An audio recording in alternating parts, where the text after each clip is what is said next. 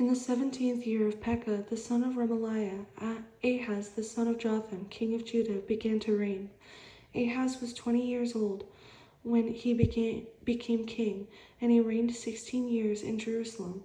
And he did not do what was right in the sight of the Lord his God, as his father David had done, but he walked in the ways of the kings of Israel. Indeed, he made his sons pass through the fire, according to the abominations of the nations whom the Lord had cast out from before the children of Israel.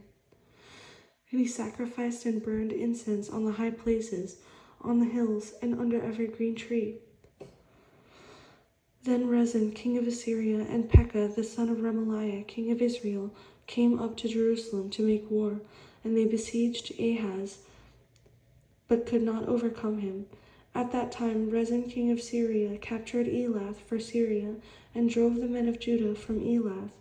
Then the Edomites went to Elath and dwell there to this day. And Ahaz sent messengers to Tiglath-Pileser, king of Assyria, saying, I am your servant and your son. Come up and save me from the hand of the king of Syria, and from the hand of the king of Israel, who rise up against me.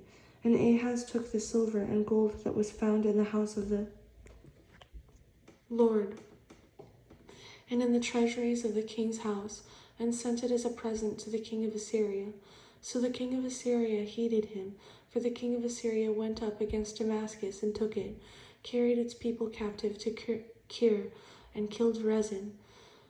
Now King Ahaz went to Damascus to meet Tiglath-Pileser, king of Assyria, and saw an altar that was at Damascus. And King Ahaz sent to Urijah the priest, the design of the altar and its pattern, according to all its workmanship. Then Urijah the priest built an altar according to all that King Ahaz had sent from Damascus. So Urijah the priest made it before King Ahaz came back from Damascus. And when the king came back from Damascus, the king saw the altar, and the king approached the altar and made offerings on it. So he burned his burnt offering and his grain offering, and he poured his drink offering and sprinkled the blood of his peace offerings on the altar.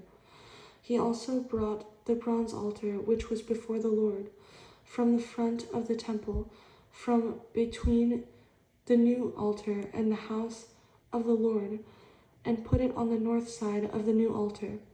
Then King Ahaz commanded Urijah the priest, saying, on the great new altar burn the morning